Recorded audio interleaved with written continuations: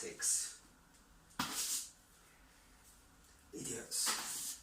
Why have to be so reckless, so careless? And who gets left behind to clear up all the mess, eh? And I notice nobody's mentioned who's going to pay for the damage. I mean, you open up your home in good faith, and look what happens. I mean, it's not as though I've got anything against them holding their meetings here. I wouldn't have offered otherwise. But please, oh please, just have a little respect.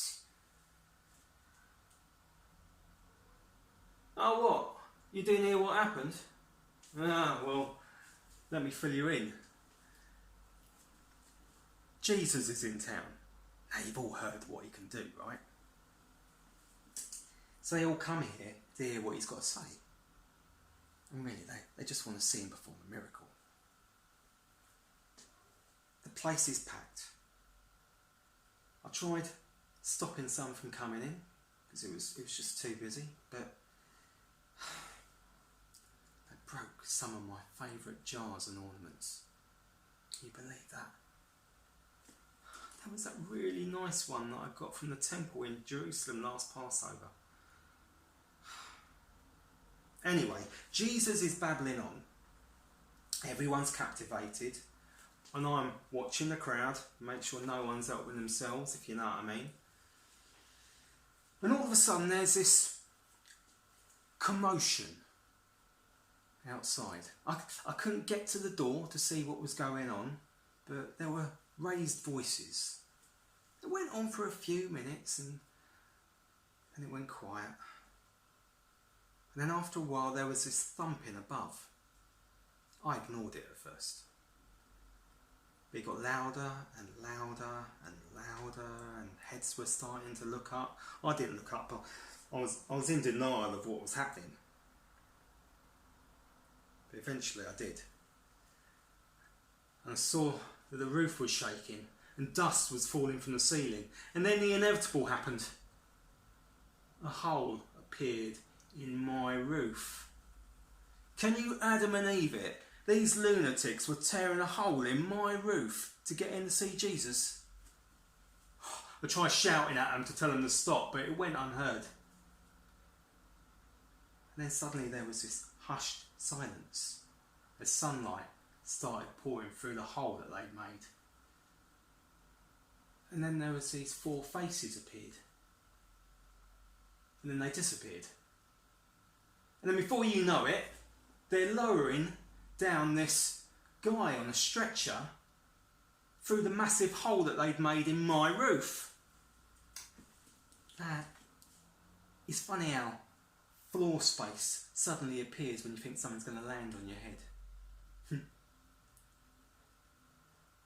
Everyone looked shocked. Everyone, that is, except for Jesus. You know, he had this great big beaming smile on his face. And he went up to the guy on the stretcher and he says, "Son, your sins are forgiven."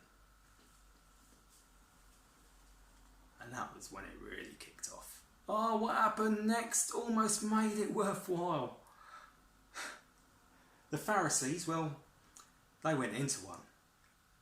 They got on their high horse about who could forgive sins, and Jesus came back with a rebuke about, well, what was easier, to forgive sins or to heal the guy on the stretcher? Oh, wow. The exchange was just priceless. I should have charged an entrance fee. Prices would have gone through the roof. Anyway, he only goes and does it, doesn't he? This guy, I tell you, he really knows how to put on a show. And he's a real crowd pleaser too. "Get up and pick up your mat," he says to the bloke. And he does. He gets up, picks up his mat, and walks past the crowd with a big grin on his face. Picture it, this crippled geezer walking calmly past the crowd, paralysed by the shock and amazement of what Jesus has done. Oh, well, they all moved off eventually. Jesus and his mates weren't so keen to stick around after that. I can't say that I blame them, really. You know, what with the way the Pharisees were reacting. Anyway, here I am, left to clean up the mess. I'll tell you what, these things keep happening. I'm not sure I want to keep holding the home group in my house.